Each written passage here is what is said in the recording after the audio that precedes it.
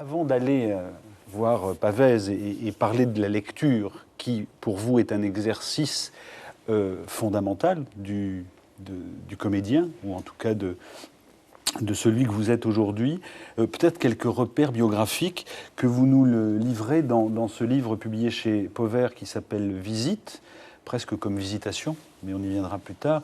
Alors, s'il fallait, avec un peu d'humour, fixer ces quelques repères biographiques, je dirais que vous aimez faire les œufs au plat sur le Requiem de Mozart, par exemple. Oui, enfin, oui, ça m'est arrivé une fois à la cuisine.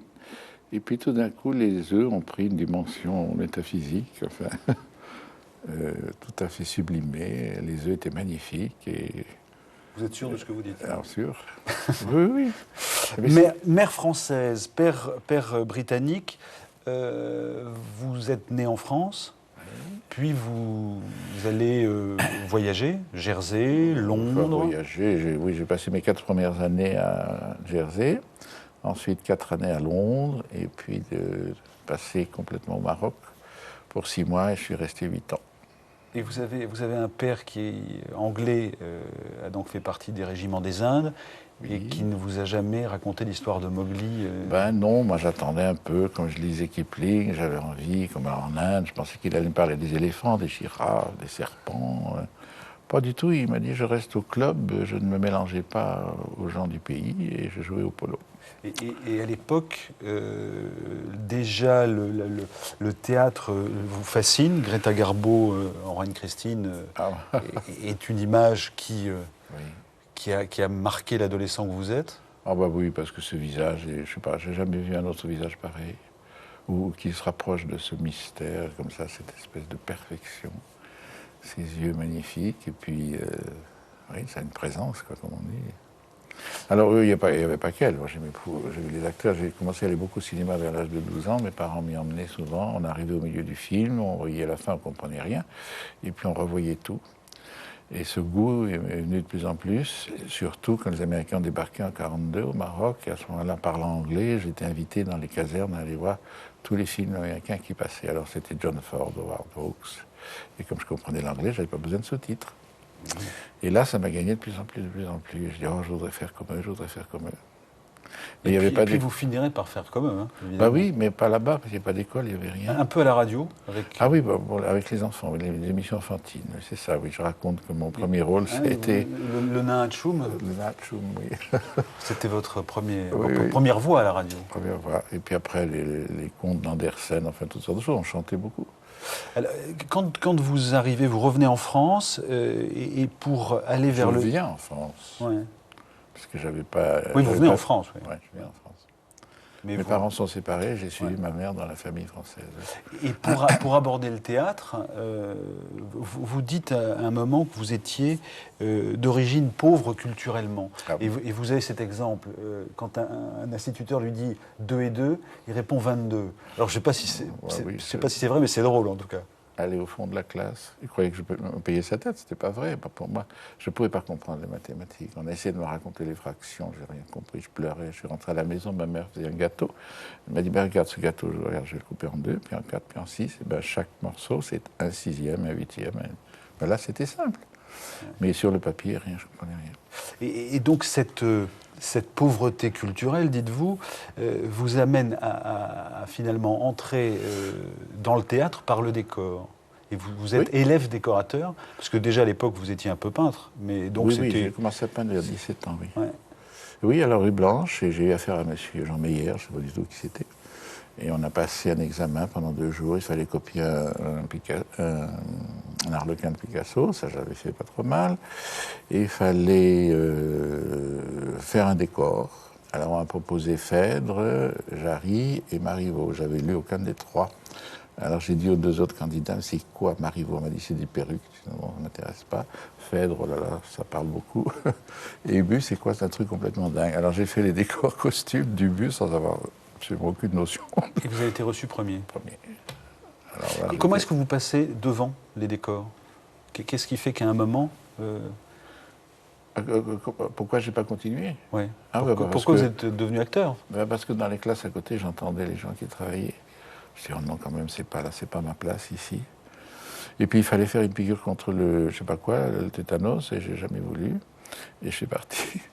Et puis j'ai été ensuite dans un cours, enfin je raconte un peu les détails de tout ça, mais très mauvais cours au départ. Puis ensuite j'ai été envoyé chez Balachova. Alors là, ça a été le paradis. Et la révélation. Vous êtes professeur. L'expression sortir ses tripes. Hein. Oui, tout. On y viendra dans une seconde. Dernière note biographique. Vous vivez depuis votre jeunesse dans un appartement à Paris qui... Toujours le même depuis 50 ans. Que vous avez partagé une partie de votre vie avec votre mère, oui. Qui domine la Tour Eiffel, et appartement... Enfin, elle la domine pas, ce serait un peu... Qui la regarde. Qui la regarde. Oui, elle est enfin, duquel on peut la voir, en tout cas. Oui, on la voit. Voilà. Le soir, il y avait le phare qui tournait, ça m'endormait comme ça, oui. Maintenant, elle brille toutes les heures pendant 10 minutes. C'est Joséphine Baker aux Folies Bergères, enfin bon. Votre métier, j'aimerais que vous, par rapport à ce que vous nous dites dans Visite, 3 mots me semblent importants, c'est voix, texte et lecture. Quelles sont les différences que vous faites entre ces 3 mots? Ah ben la voix, c'est la voix qu'on a. Ouais. Mais c'est pas... Quelqu'un m'a dit, mais vous avez travaillé haute voix? J'ai dit non. Elle s'est développée tout seul. Au début, j'étais... Vous dites que c'est la seule chose qui ne trahisse pas. Non, la voix est l'expression incontrôlée de ce que vous êtes profondément. C'est parce que ça sort du fin fond des tripes, ça monte par les poumons. Enfin, on peut pas déguiser sa voix difficilement. Et les gens qui ont des voix fausses ou des voix déguisées, c'est parce qu'ils se cachent. Mais on le sent tout de suite. Donc la voix s'est développée parce qu'il a fallu crier au théâtre, parler fort, hurler au cinéma. En même temps, vous dites qu'aujourd'hui, la technique fait qu'on n'a plus besoin de hurler, puisque avec un petit micro comme ça... Oui, on peut susurrer maintenant, mais c'est une génération de susurrement. Beaucoup de chanteurs et chanteuses, je ne dirais pas les noms, mais sans micro, je crois qu'il y aurait beaucoup de mal. Texte. Quelle différence y a-t-il entre les textes dans lesquels vous entrez pour être un personnage, oui, et la lecture? Pourquoi est-ce aussi différent de faire le comédien ou de lire un texte? Ben parce que le théâtre implique le cinéma, un rôle, un personnage, une histoire. Donc on entre dans la psychologie, on essaie de se remplir de qu'est-ce que le personnage est selon la volonté du metteur en scène. Mais la lecture, elle s'est beaucoup développée grâce à Marguerite Duras, oui, qui disait que c'était la plus belle chose au monde. Et on m'a demandé de plus en plus de lire, et je prends beaucoup de plaisir, mais c'est neutre. Je n'essaie pas de jouer du tout. Il ne faut pas jouer un texte lu. Enfin, il faut laisser les mots travailler. Il faut le faire ça le plus simplement possible. On vous écoute dans un extrait de César Pavese, Le métier de vivre, que vous donnez actuellement, que vous allez donner jusqu'au 21 septembre au Théâtre Molière, oui, Maison de la Poésie, dans une réalisation de Jean Bart. Pavese qui se suicide en 1950 à Turin. 42 ans. 42 ans, au sommet du succès, engagé dans la politique, abandonné par les femmes. Écoutons un extrait de cette lecture que nous avons enregistrée hier au moment du dernier filage, avant la première. Extrait. Topologie des femmes, celles qui exploitent et celles qui se laissent exploiter. Topologie des hommes, ceux qui aiment le premier type et ceux qui aiment le second. Les premières sont mielleuses, urbaines, des dames. Les secondes sont âpres, mal élevées, incapables de se dominer. Ce qui rend grossier et violent, c'est la soif de tendresse. Ces deux types confirment l'un et l'autre l'impossibilité de communion humaine. Il y a des serviteurs et des maîtres, il n'y a pas d'égaux. La seule règle héroïque, être seul, seul, seul. Lorsque tu passeras une journée sans présupposer ni impliquer dans aucun de tes gestes ou de tes pensées la présence d'autrui, tu pourras te dire héroïque. Est-ce que vous êtes héroïque, vous, aujourd'hui, avec le parcours que vous avez? Est-ce que vous êtes capable d'être seul? Oui, facilement. La solitude ne me fait pas peur du tout. Au contraire, je l'apprécie énormément. Parce qu'elle n'est pas vide. Je veux dire, la solitude est terrible quand on ne sait pas quoi faire, quand il n'y a plus rien qui correspond avec rien, et qu'on est éloigné du monde, enfin écarté des gens. Tandis que moi, non. Je veux dire, je vois beaucoup de monde, et puis les moments où je suis seul, je les apprécie énormément, oui. Sur Pavese, il fait partie de ceux que vous appelez les perdus de la vie. Oui. Pourquoi est-ce que pourquoi avez-vous une sympathie particulière pour ces perdus de la vie? Parce que je trouve que la vie est un miracle extraordinaire et que les personnes qui sont marquées dès l'enfance, sans doute lui par un père absent, mort très jeune, et puis une maman très dure, je crois qu'il n'a pas dû connaître l'affection du tout. Alors c'est quelque chose de terrible pour un enfant de ne pas connaître l'affection. Et ça s'apprend, la tendresse, l'amour, ça s'apprend. Et c'est pas forcément les parents, ça peut être des gens qui vous élèvent, mais il faut transmettre cette connaissance. Et parce que si on ne fait pas appel à elle, les gens sont souvent, il manque quelque chose. Et lui, je crois qu'il a eu très tôt cette attitude vis-à-vis du suicide. Il en parle tout le temps. Et à la fin, c'est pas marqué, c'est pas dit dans les livres, mais dans les lettres, oui, il y a une lettre où il dit c'est un acte éminemment héroïque. Et voilà, donc. Alors, à la faveur de circonstances, il a eu beaucoup de choses pénibles. Il était seul l'été, il a écrit, il a téléphoné à ses amis, il n'y avait personne. Son amie américaine est partie pour Hollywood, qui était comédienne. Et puis, le parti communiste le sollicitait de plus en plus pour faire des discours et tout ça. Il n'aimait pas. Donc, il y a eu comme ça. Il a décidé, tout d'un coup, oui, plouf, il a dû décider. La lecture, c'est un exercice qui est parfois périlleux, hein, puisque vous dites que vous avez fait un moment une lecture d'Ostinato de Louis-René Desforêts. Et alors, vous dites, c'était toujours d'ailleurs à la Maison de la Poésie, vous dites qu'il faisait une chaleur épouvantable qui m'a valu ce superbe lapsus. Au lieu de « nous avons besoin d'un grand appétit », j'ai lu « nous avons besoin d'un grand apéritif ». Oui. Alors, les gens n'ont pas bronché. Alors j'ai quand même pensé et vous êtes excusé. J'ai dit non, pardon. Alors là, évidemment, ils ont éclaté de rire. Je ne savais plus où me mettre. On continue dans ce comment dirais-je, dans ce voyage dans votre parcours. Les noms qu'on peut évoquer, c'est pour le cinéma, c'est Truffaut, c'est Wells, René, Lauzet, Buñuel, Rivette, René. Et puis il y a des noms dans le théâtre qui comptent particulièrement. Beckett et comédie. Et Marguerite Duras. Je vous propose d'écouter ce que disait de Marguerite Duras, Dominique Noguès. C'est un extrait d'une émission que nous avions enregistrée avec Raymond DeVos le 3 avril 2002. Extrait. Ce qui me frappe avec le recul, malgré tous les énormes défauts qu'elle pouvait avoir, enfin, effectivement, une façon de manquer peut-être un peu d'humour, d'autodérision. Mais je comprends en même temps, elle avait tellement de difficultés. Après tout, c'était un petit bout de femme qui se battait dans 3 milieux qui sont extrêmement difficiles, le milieu littéraire, le milieu cinématographique, le milieu théâtral, et elle tenait tête, et elle a réussi à imposer ses œuvres, et à réussir. Et ben, c'était pas facile, et je comprends qu'elle ait eu besoin de se blinder, et qu'elle ait eu besoin à certains moments d'être un petit peu, comme ça, pleine d'elle-même, justement, une façon de résister aux intempéries et aux attaques. Non, elle était par bien des aspects admirable. Bon, par d'autres, elle était un peu lamentable, mais surtout admirable. Michael Lonsdale, autour d'elle se retrouvait une sorte de famille, mais à une certaine période, nous nous sommes beaucoup vus tous les deux. On se comprenait à demi-mot, nous faisions les enfants. À Paris, les parkings s'ouvraient les uns après les autres et Marguerite me disait « Tu viens, on va se balader ».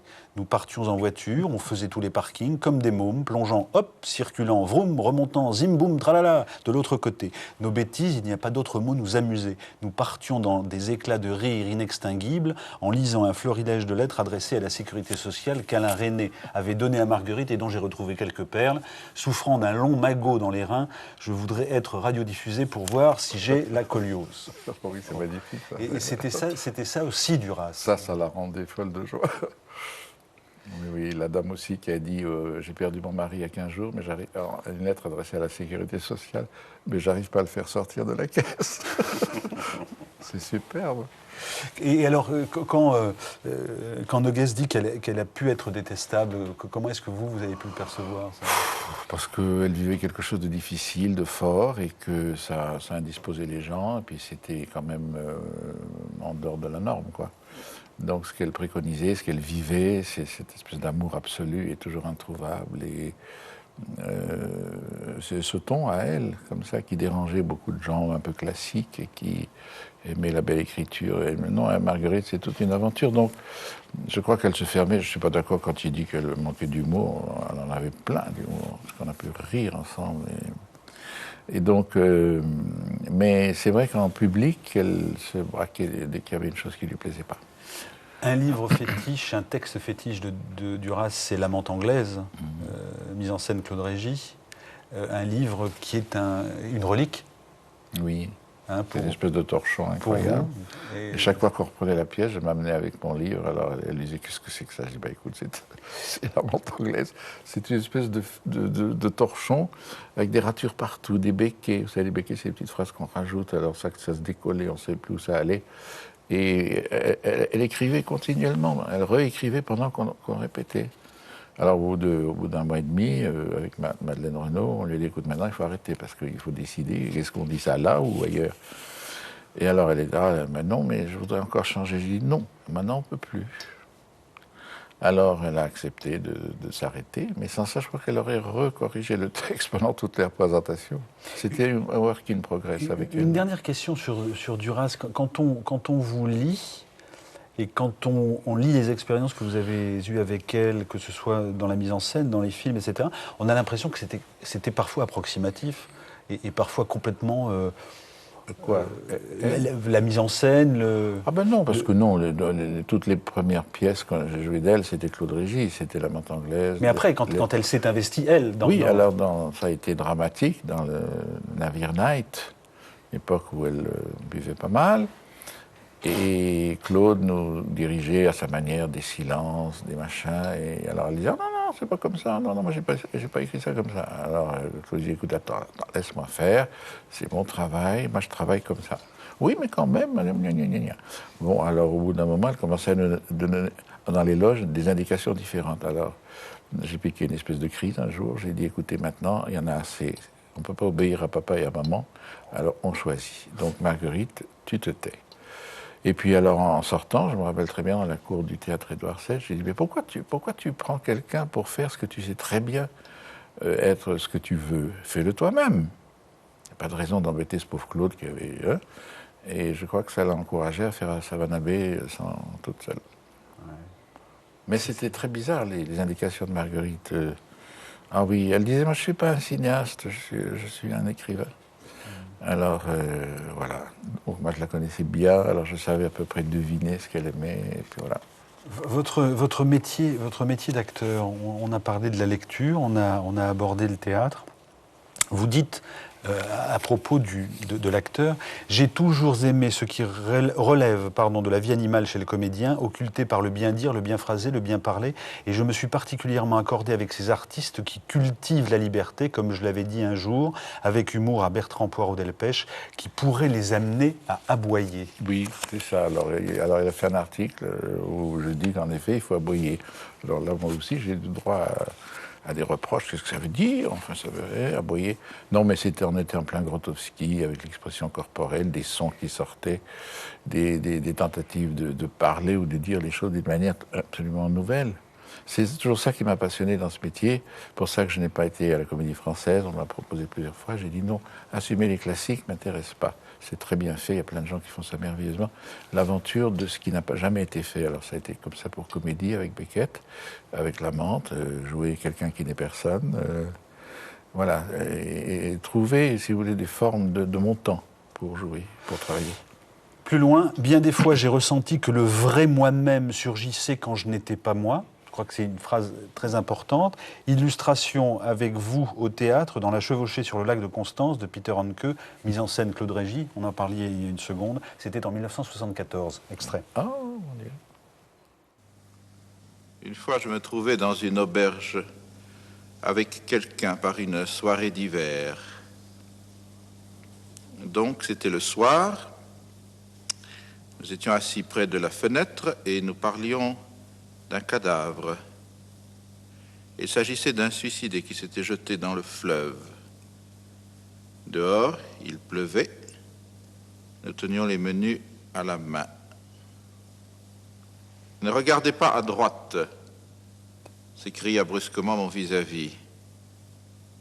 Je regardais à droite, mais il n'y avait pas de cadavre. Mon ami voulait simplement me dire de ne pas regarder sur la droite du menu parce que les prix s'y trouvaient marqués.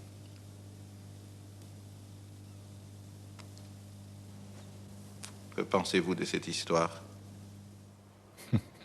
Gérard Depardieu. Oui, Hein? oui. Alors, ce qu'on a vu un peu dans l'émission, c'est-à-dire que finalement, quand vous faites une lecture, vous respectez l'auteur, vous êtes le plus neutre possible. Quand vous êtes sur scène et quand vous êtes dans la comédie, vous êtes autre, en même temps vous êtes jeu. Oui, alors c'est compliqué, c'est un va-et-vient entre ce personnage qui... Quelqu'un m'avait dit ça quand j'avais commencé à travailler, il m'a dit « vous ferez des confidences au public que vous ne ferez à personne dans la vie ». Donc vous voyez, c'est un lieu où on peut se permettre de faire, à travers le personnage, de dire des choses secrètes, oui, quand c'est nécessaire. Il y a encore deux facettes de cette brève rencontre, sans mauvais jeu de mots. Celle-ci en est une, par exemple. Regardez. Well, Jamming power supply and backup have failed, sir. investigate immediately. Investigate number 28, immediately. James Bond. You appear with the tedious inevitability of an unloved season. I didn't think there were any seasons in space. As far as you're concerned, only winter. And the treacherous Dr. Goodhead. Despite your efforts, my finely wrought dream approaches its fulfillment. Your dream, whatever sort of nightmare it is, has no chance, Drax. You think not? We shall see. We're coming up to second launch position. Launch globe number 2. Voilà, Moonraker qui ressort chez MGM Productions. Après Moonraker, il y a eu quelques interviews. Après votre personnage d'Hugo Drax, hein, où vous avez dit que bon, je me suis vendu au commerce parce que j'avais besoin de sous. Vous avez couru les cachets, dites-vous aussi à une époque. Oh ben oui, au début, oui, bien sûr, tiens. Mais il fallait se battre, hein. En même temps, on vous sent plus du côté des auteurs à texte que du côté oui, bien sûr, mon goût profond, de la c'était ça. gaudriole. Mais au début, mon professeur Balachova m'a dit il faudra accepter tout ce qu'on vous propose, parce que vous n'êtes rien avant 30 ans. Vous n'êtes ni français ni anglais, on ne sait pas ce que vous êtes. Donc, ça vous aidera, avec un peu de maturité, à vous... En plus, on a vu chez James Bond que vous parlez très bien anglais. Ah bah oui, c'est ma première langue. Ça a été un grand plaisir, on s'est amusé comme des fous avec ce film. Je n'ai pas du tout regretté de l'avoir fait. Alors, j'ai eu les reproches de tous les amis intellectuels. Comment on imagine. Tu fais du James Bond? J'ai dit oui, je fais du... Mais tant pis pour vous, je le fais parce que j'ai envie de le faire. Et que je suis très anglais, vous savez.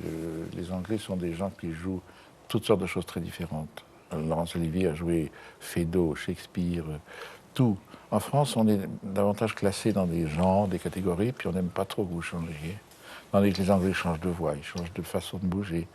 Ils changent de démarche. En fait, il y a un jeu enfantin qu'on n'a pas chez nous assez, je trouve. On aime bien que vous soyez gabin, et puis il ne faut pas faire autre chose.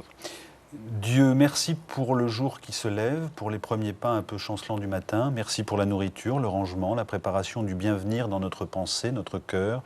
Toi nommé le premier, tu es là. Merci pour la peinture, pour la force d'aimer cette matière sacrée transformée par nos mains et la tienne en organisation, considération, structure et émotion. Merci pour le secret, le non-dit. Merci pour la chaleur dans notre poitrine pendant le Notre Père, pour le téléphone, les lettres et les réponses difficiles à faire. Un extrait de Oraison que vous publiez chez Actes Sud en 2000, je crois. Ça, c'est une autre partie. Hein. Vous dites, on passe à autre chose, on passe à Dieu.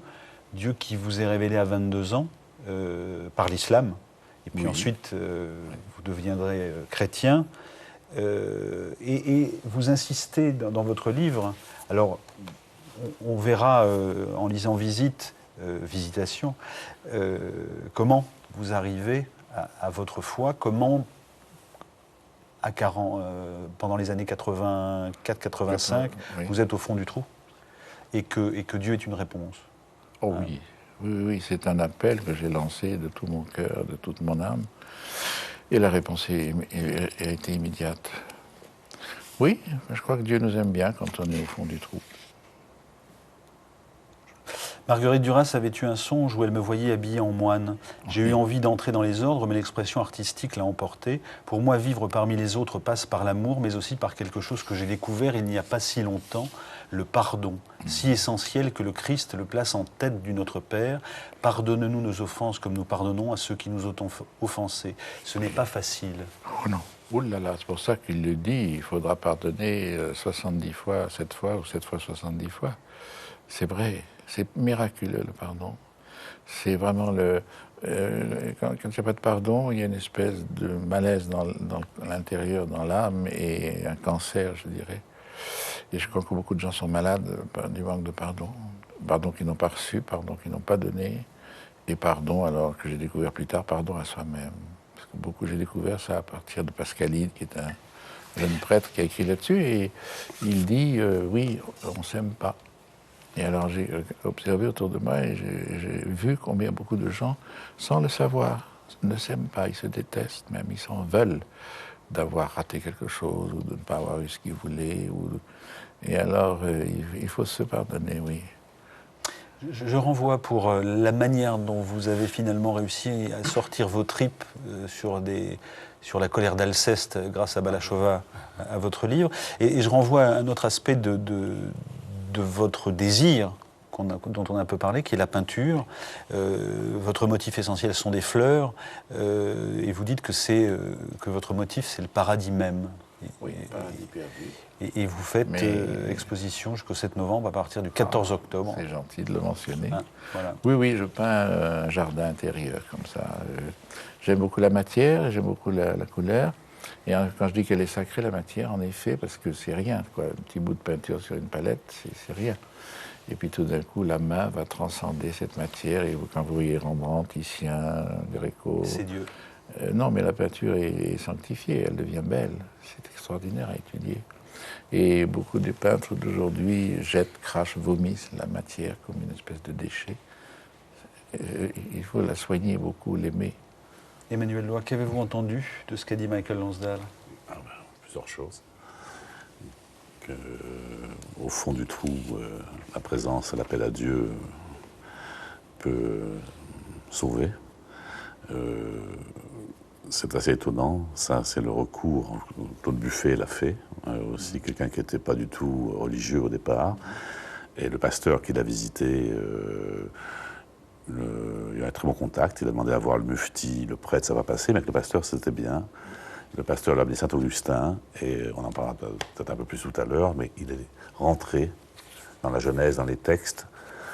Ça ne l'a pas irradié au point de changer sa mentalité. Mais je crois que Dieu l'a visité un peu quand même.